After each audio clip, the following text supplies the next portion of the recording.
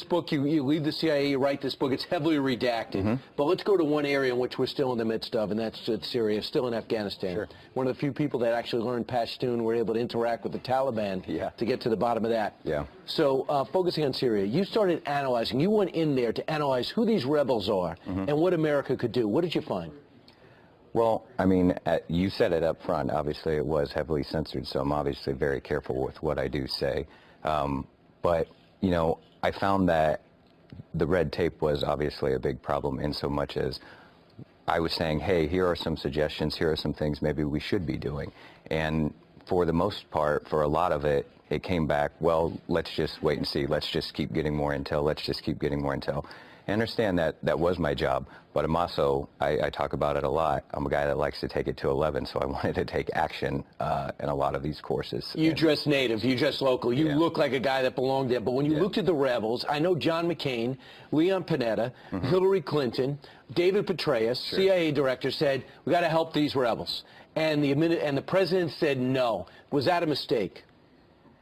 Well, actually, I did disagree with them, and I went public and I did say that. So I know that those other three are saying that, and a lot of what's been talked about is a memo that I had written. So to address that, that memo that I wrote was not official CIA policy. That was actually something that I wrote personally. And the memo said? Well, obviously, it doesn't talk about what, it was suggestions that I was making personally on what we could do with the rebels and what we could do inside Syria. And what you got is not a no, but inaction. What I got was I gave it to people hard copy as in, hey, here's what I'm thinking. Now we're finding out senior intelligence officials have come out after the fact and said that my memo was actually circulated, you know, amongst Washington. That would be news to me because shortly after I wrote the memo, I ended up leaving the agency. So it's been talked about a lot, but it actually was a personal memo, and it was never official CIA policy, so I want to make that clear. Well, one thing is, well, that's clear, but the one thing is we know over 200 to 300,000 civilians are dead. People are dead in that area. The rise of ISIS is still the problem in that area. Is it a problem to America in the long run that ISIS exists? I mean, it depends how you want to look at it.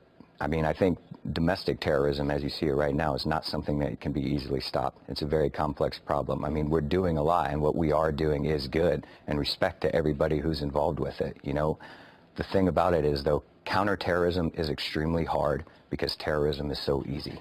Okay, so it's very difficult to stop. Is it easier if you have a place to nest and plot and plan like ISIS has today?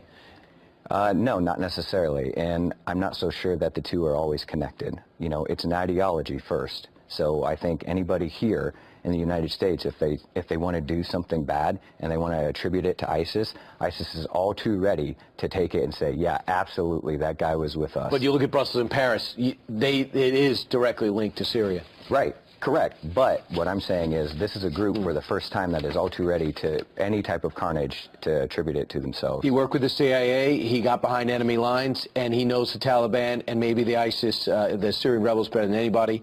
Left of boom, congratulations on the book, Doug. Thank you very much. Appreciate it. Thank you.